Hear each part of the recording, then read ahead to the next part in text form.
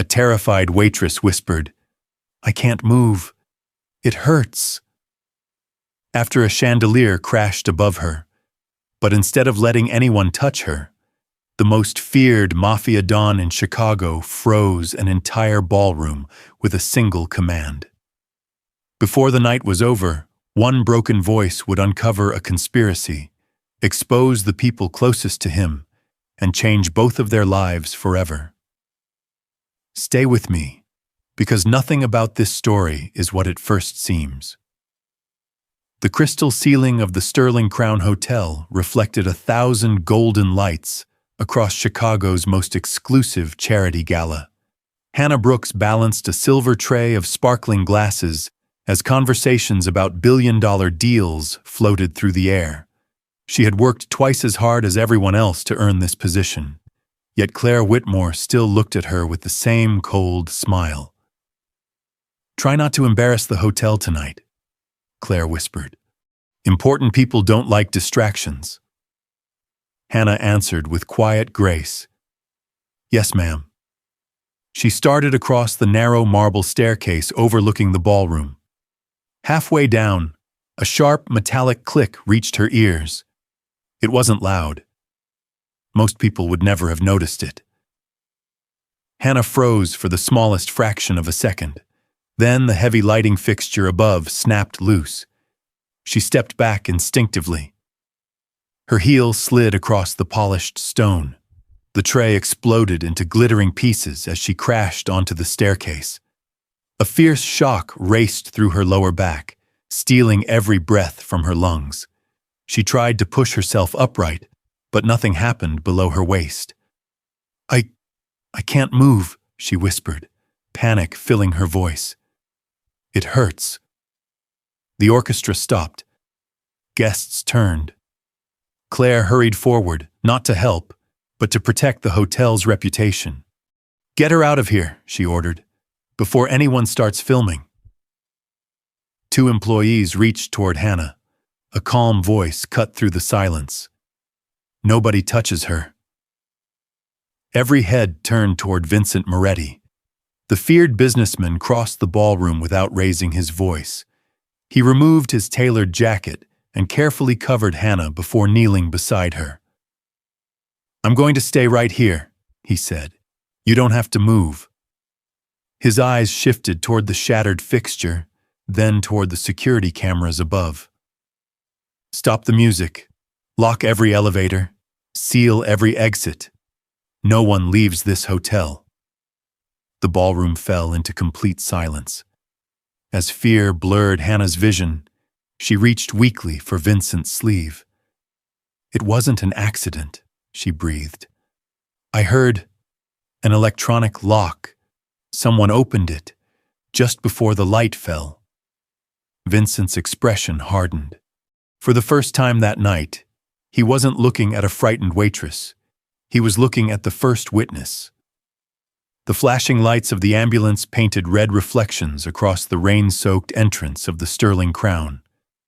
Hannah drifted in and out of consciousness until the bright ceiling of Lakeshore Private Hospital replaced the glittering ballroom. Every movement sent a dull ache through her back, but when she finally wiggled her toes, relief quietly mixed with pain. Dr. Evelyn Carter examined her with calm confidence. "Your spine suffered a severe impact, but the damage appears temporary. Recovery will take patience." Before Hannah could thank her, a television mounted in the corner caught her attention. Hotel employee reportedly responsible after drinking during a charity gala. Her own picture filled the screen. A nurse quickly muted the broadcast.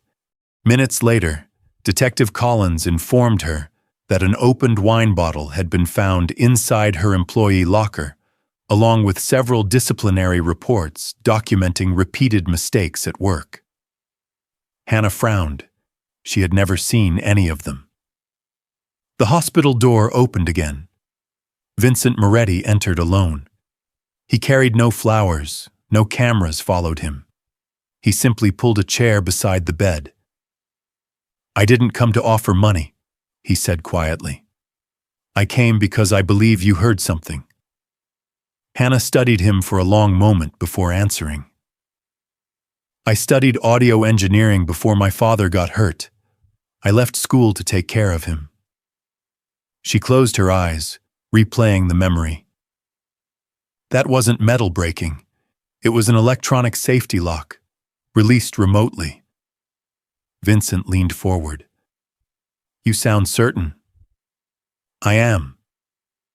Silence settled between them until another memory surfaced. Her breathing changed. There was a voice. Vincent waited. It came through Claire's earpiece. Her fingers tightened around the blanket. A man said, she swallowed hard, finish this tonight. For the first time since entering the hospital, Vincent's expression revealed genuine concern. Someone hadn't simply wanted Hannah embarrassed. Someone had wanted the only witness silenced. Rain slid down the hospital windows as dawn settled over Chicago. Vincent stood beside the glass without speaking, watching traffic crawl beneath gray skies. Finally, he turned back toward Hannah. If you're right, he said quietly. Someone inside that ballroom planned everything. She nodded. Then the cameras matter more than my memory. By afternoon, Noah Grant escorted Hannah through a private entrance into Sterling Crown's security office. His expression remained cautious. Mr. Moretti is taking a risk bringing you here, he said. People don't simply walk into his world. I'm not here for his world, Hannah replied. I'm here for the truth. Rows of monitors covered one wall while technicians restored damaged footage from the gala. The main recording froze exactly 47 seconds before the light fixture crashed. Noah sighed. That's all we've got. No, Hannah answered softly. The picture stopped. The sound didn't. She asked for headphones. Closing her eyes, she ignored the broken images and listened instead. At first, there was only static.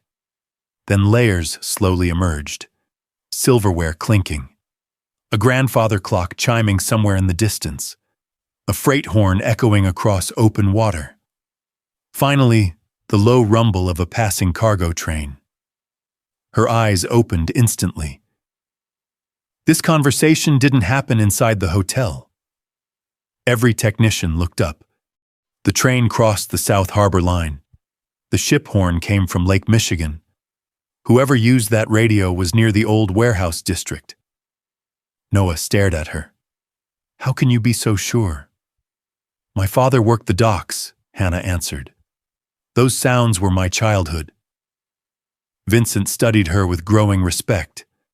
For the first time, he saw something beyond courage. He saw extraordinary skill. As the audio replayed once more, another faint voice surfaced beneath the interference. Hannah's heartbeat slowed. I know that voice, she whispered. It belongs to someone standing much closer to you than your enemies ever could. The security room fell silent. Noah looked at Vincent, waiting for an order, but Vincent kept his eyes on Hannah. Whose voice? She slowly removed the headphones. I can't prove it yet. If I'm wrong, I'll destroy an innocent man's life. I need more evidence. For several long seconds, Vincent said nothing. Then he nodded. Tell me what you need. Hannah met his eyes without hesitation. If I'm helping you, I have 3 conditions. Even Noah looked surprised. You don't threaten innocent employees to get answers. You don't keep information from me if it affects my safety. And you never make decisions for me without asking. No one had ever spoken to Vincent Moretti that way. The room held its breath. Instead of taking offense, he answered quietly. Agreed. Noah stared at him in disbelief. That afternoon, the 3 of them drove through cold rain toward an abandoned warehouse near Lake Michigan. Rusted shipping containers stood like silent giants beneath gray skies, while freight trains echoed in the distance. The location matched every sound Hannah had identified. Inside, dust floated through broken sunlight. Filing cabinets had been emptied, computers smashed, and every obvious piece of evidence removed. "We're too late," Noah muttered. "Not completely," Hannah replied. A small digital recorder lay beneath a cracked wooden desk. Vincent pressed play. His own voice filled the room. "Eliminate the senator before sunrise." Noah instinctively reached for his weapon. Vincent's face hardened.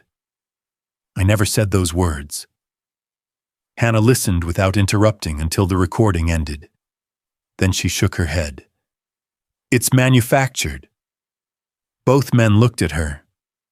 "Someone collected dozens of your public speeches, cut them into fragments, and stitched them together. The rhythm changes between words. Even your breathing isn't natural." She handed the recorder back to Vincent. "This wasn't created to frame a businessman." She looked toward the dark warehouse entrance as thunder rolled across the harbor. "It was created to destroy a Mafia Don before anyone ever questions who built the trap." The recorder clicked silent. Noah slipped it into an evidence bag, while Vincent remained motionless, his eyes fixed on the rain beyond the broken windows. He had spent years surviving betrayals, yet hearing his own voice turned into a weapon unsettled him more than any gun ever had. That evening, he invited Hannah to the penthouse overlooking the Chicago River. The city lights shimmered below, but the apartment felt strangely empty. Family photographs were almost non-existent. The only one still standing showed Vincent beside a younger man with the same dark eyes. "My brother Marco," Vincent said quietly. "He died 7 years ago because someone I trusted sold him out." His voice carried no anger, only exhaustion. "After that, I stopped believing in luck and people." Hannah studied the photograph before returning it to the shelf. "You can't protect the living by punishing everyone who gets close to you." The words lingered in the silence. Vincent didn't argue. For the first time in years, someone had challenged him without fear or greed. The next morning, Hannah returned to Lakeshore Hospital for physical therapy. Every careful step sent pain through her back, yet she refused to complain. As she reached the therapy room, she noticed Vincent standing outside instead of walking in. "Aren't you coming?" she asked. He gave a small shake of his head. "You deserve privacy." A faint smile crossed her face. "You asked instead of deciding." He answered with one of his own. "I'm trying." The moment was interrupted when Noah arrived carrying the warehouse recorder. "I enhanced the audio." Hannah listened through headphones once more. Hidden beneath the fabricated speech was a faint, repeated cough. She froze. "I've heard that before." Vincent's expression sharpened. "Where?" She slowly lowered the headphones. "Your attorney." Outside, church bells echoed across downtown Chicago as an uneasy silence settled between them. "Dominic Hale." Vincent's jaw tightened, but he answered without hesitation. "You're mistaken." Hannah didn't argue. "I hope I am." Dominic Hale had served the Moretti family for nearly 20 years. After Vincent's father died, he became the man who handled every contract, every lawsuit, every negotiation. To Vincent, Dominic wasn't simply an attorney. He was the last living connection to the family he had lost. "I trusted him with my brother," Vincent said quietly. "I trust him with everything." Hannah lowered her eyes. "Then he's the last person anyone would suspect." The conversation ended there. By afternoon, another storm had swept across Chicago. but the rain outside felt gentler than the storm waiting online. Photos of Hannah leaving Lakeshore Hospital in Vincent's black sedan flooded social media. Headlines mocked her appearance and questioned her intentions. Curvy waitress targets billionaire mafia boss. Hotel employee uses injury to get rich. Anonymous comments laughed at her body, her smile, and even the way she walked with a brace. Hannah closed her phone without responding. She had spent her whole life learning that silence often hurt less than arguing. Hours later, reporters surrounded Vincent outside Moretti Tower.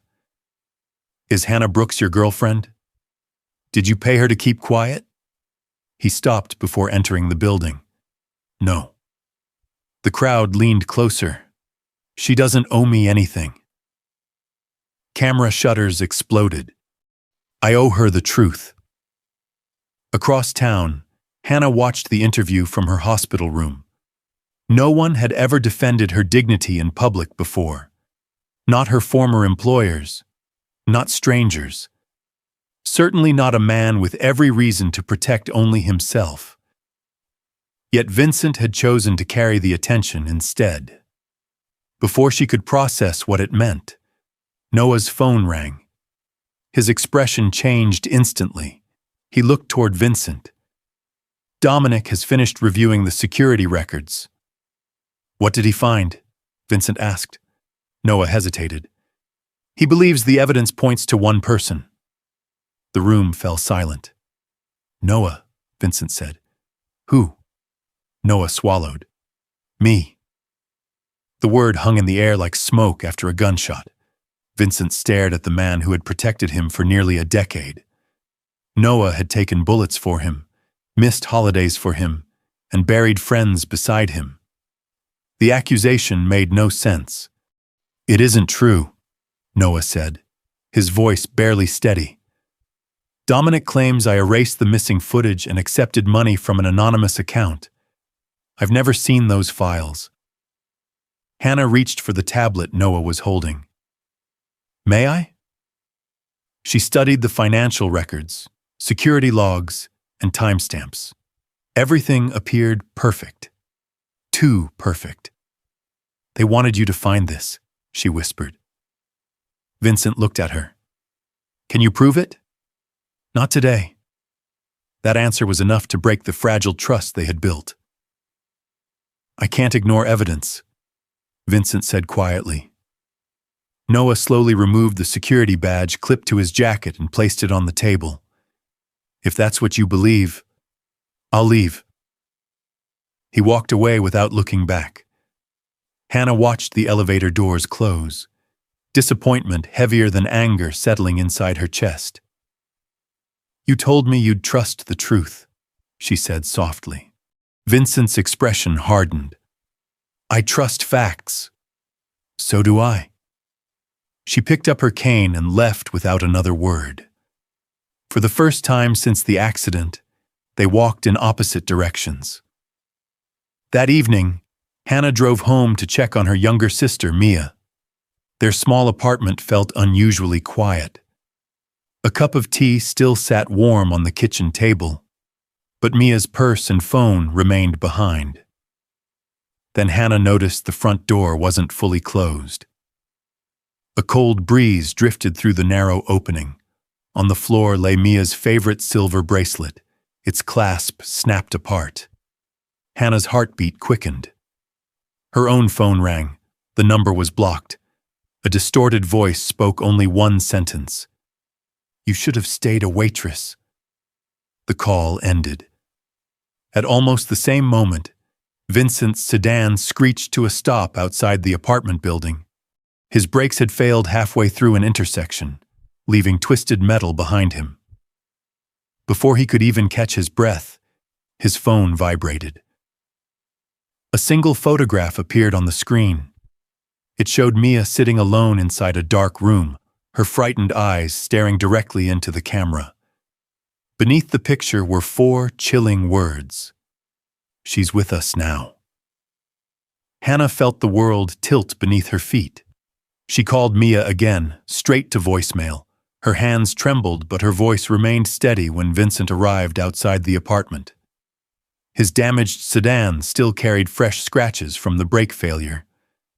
Neither of them wasted time blaming the other. "Show me the picture," Hannah said. Vincent handed her the phone. She enlarged the image. At first, she noticed only Mia's frightened face. Then her attention shifted to the faint sounds hidden inside the photograph itself. A small speaker had been left recording during the kidnapping.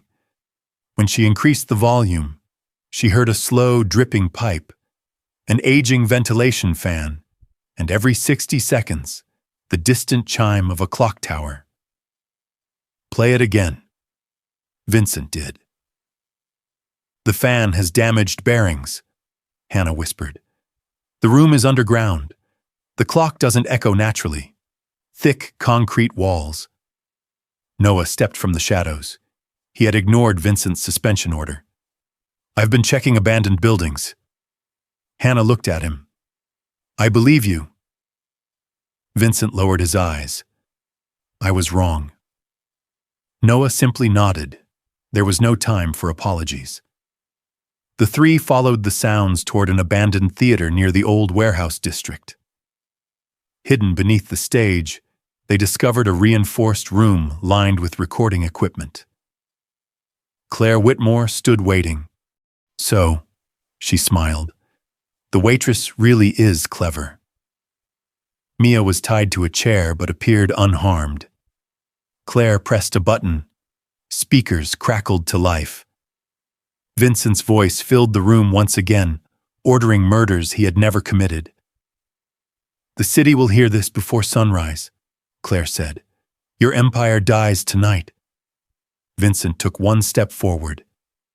"Let my sister go," Hannah pleaded. Claire laughed. "I don't negotiate." For a brief moment, every instinct told Hannah to leave Vincent behind, take Mia, and run before more blood was spilled. Instead, she looked directly at the man everyone called a monster. "I'm not leaving," she said. Vincent met her eyes in stunned silence. Hannah drew a slow breath. "We end this together?" From somewhere beyond the concrete walls came the unmistakable sound of heavy footsteps. They were no longer alone. The steel door burst open. Armed men rushed into the underground room. But they weren't Claire's allies. They were Vincent's security team. Leading them was Noah. "Nobody move!" he shouted. Claire grabbed Mia and pulled her behind a stack of recording equipment, pressing a small remote against the young woman's shoulder. "One more step," Claire warned, "and she dies." The room froze. Vincent slowly lowered his weapon. Hannah did something no one expected. She closed her eyes. Ignoring the shouting around her, she listened. The ventilation fan, the electrical hum, the trembling in Claire's breathing. Then another sound, a rapid electronic pulse. Her eyes opened. "Don't shoot!" she cried. Everyone turned toward her. "That remote isn't connected to Mia." Claire's smile faltered.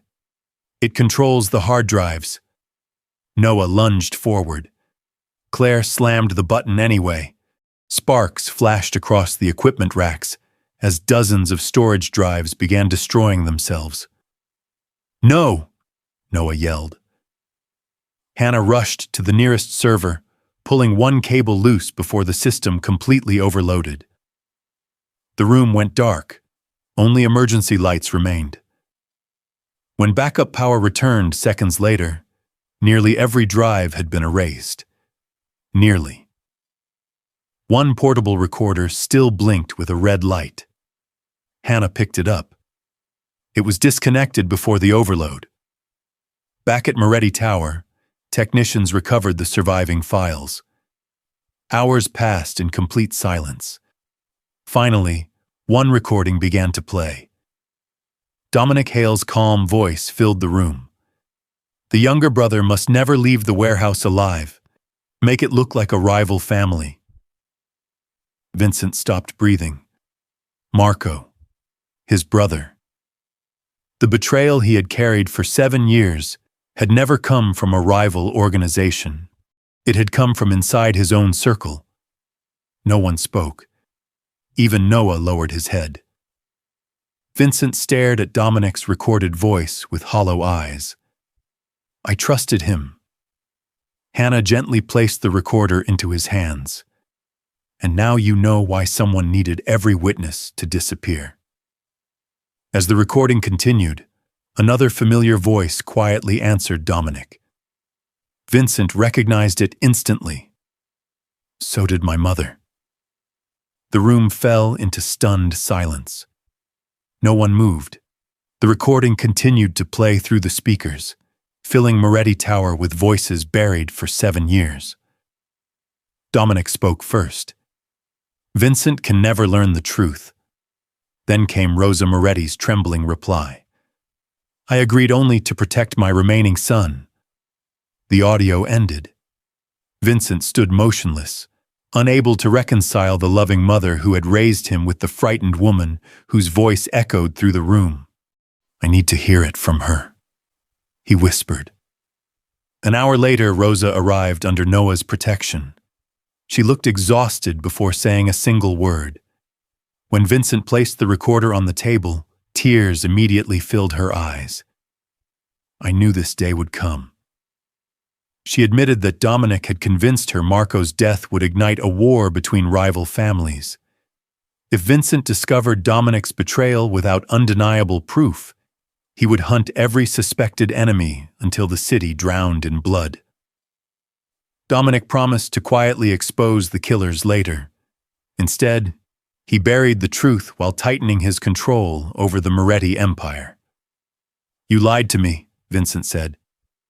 I was trying to save you. No, he answered softly. You were trying to save what was left. Before Rosa could respond, Julian Cross rushed into the conference room carrying an old metal case. I found something hidden inside the warehouse archives. Inside was a damaged surveillance backup created automatically by an independent security system Dominic had overlooked. The footage showed Marco entering the warehouse alive. Minutes later, Dominic walked inside. Marco never came back out. The room grew silent again. There was no longer room for doubt. Dominic Hale had orchestrated everything. As technicians copied the evidence, Hannah noticed a flashing warning on one of the recovered control panels. Wait. She leaned closer. This isn't part of the recording system. Noah read the screen aloud. Environmental control activated. A harsh alarm suddenly echoed through the building. Red emergency lights flooded the room. Hidden vents began opening across the ceiling. Someone had armed the warehouse's final trap before disappearing. A mechanical voice calmly counted down. My gas release in 60 seconds. The shrill alarm echoed through the abandoned warehouse as red emergency lights painted every face in crimson. Above them, steel vents slowly opened with a grinding sound. Noah shouted, "Everyone out!" But Hannah never moved. She stared at the control panel instead. These vents aren't connected to the building, she said. They're controlled remotely. The countdown reached 53. Vincent grabbed her arm. We're leaving. If we run now, the system will erase everything. She gently pulled free. Trust me. For a brief second, Vincent hesitated. Months earlier, he would have carried her out without asking. Now he stepped back. You have 30 seconds. Hannah knelt before the damaged console. The alarm pulsed in a steady rhythm beneath the electronic noise. She closed her eyes. The sound reminded her of the electronic safety lock she had heard the night the chandelier fell. Not random. A pattern. She pressed 3 switches in the same rhythm she heard through the speakers. Nothing. The timer dropped to 24. Noah helped Rosa and Mia toward the exit while Julian desperately copied the remaining evidence. Vincent refused to leave Hannah's side. You still have time.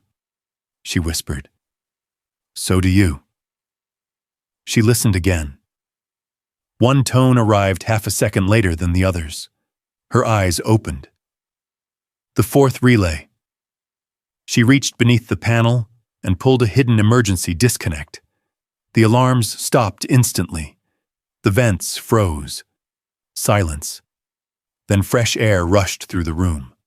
No gas came. Everyone stood frozen until Noah slowly laughed in disbelief. You did it. Julian lifted the surviving recorder. It never stopped recording. Inside, it was Dominic's final confession, captured moments before he fled the warehouse. No edits, no missing seconds, only the truth. By sunrise, every major news station in Chicago broadcast the recording. Police surrounded Dominic Hale before he could leave the city. As officers placed him into custody, Vincent watched from across the street. No hatred remained in his eyes, only relief. Hannah quietly joined him. You could have taken revenge. Vincent shook his head. My brother deserved justice. He looked at her with quiet gratitude. You reminded me there's a difference. For the first time in years, the city no longer feared the name Moretti. It finally believed it again. 1 year later, sunlight poured through the glass walls of the newly renovated Sterling Crown Hotel. The grand ballroom looked almost identical to the one where everything had begun, yet one important difference could be seen above every chandelier. A new intelligent safety system quietly monitored every lock, cable, and electrical circuit. Its designer was Hannah Brooks. Guests applauded as the hotel celebrated its reopening, not with luxury alone, but with a promise that no employee or visitor would ever again be ignored when speaking the truth. Dr. Evelyn Carter smiled from the front row. Noah, now head of security once more, nodded proudly toward Hannah as Mia snapped photographs from her seat beside Rosa Moretti. The older woman approached Hannah before the ceremony began. I spent years protecting my family with fear, Rosa said softly. You protected them with courage. Hannah gently squeezed her hand. We both wanted the same ending. Across the ballroom, reporters surrounded Vincent. Mr. Moretti, one asked, people say this hotel survived because of your leadership. Is that true? Vincent looked across the room until his eyes found Hannah. No. The crowd grew silent. It survived because one waitress refused to stay silent when everyone else told her she was wrong. He walked toward the stage. The applause faded as he accepted the microphone. A year ago, I believed power meant making every decision myself. I was wrong. He turned toward Hannah. The strongest person in this room never carried a title. She smiled, shaking her head. I only listened. And because you listened, Vincent replied, my family found the truth. Before hundreds of guests and countless television cameras, he presented her with a framed certificate. Director of Hotel Audio and Safety Systems. The ballroom erupted in applause. Hannah accepted it with quiet pride. Not because she had become important, but because she had finally been seen. As the evening lights reflected across the ballroom ceiling, Vincent stood beside her. Not in front of her. Not above her. Beside her. And for the first time, the most powerful man in Chicago understood that trust was stronger than fear, and that the woman everyone once overlooked had forever changed both his life and his legacy. When Vincent placed that certificate into Hannah's hands, it wasn't just a promotion. It was the moment the world finally recognized the woman who had been telling the truth from the very beginning. This story reminds us that trust is never earned through promises alone. It's built one choice, one sacrifice, and one act of integrity at a time. just as Hannah proved when she stood beside Vincent even after he doubted her. Today, think about someone who has quietly earned your trust through their actions, even if you've never said it out loud. And the next time you remember Hannah's courage, let it remind you to value the people who keep showing up when it matters most. Have you ever met someone who completely changed your first impression? Tell me in the comments. I'd truly love to hear your story. And if this journey stayed with you until the very end, there's another unforgettable story waiting for you in the next video.